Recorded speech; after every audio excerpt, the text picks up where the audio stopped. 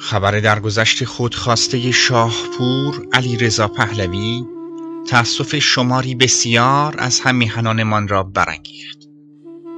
اینکه چه فشاری میتواند فردی چنین دانش آموخته و میهن شیفته را در این سن جوانی به بنبست حیات برساند خود تکانه‌ای است دردناک.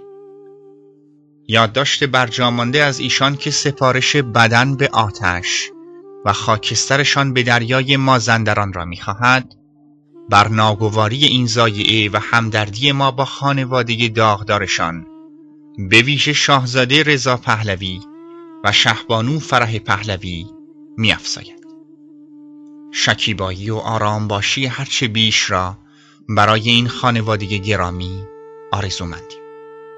به امید روزگاری بی اندوه برای همه ایرانیان.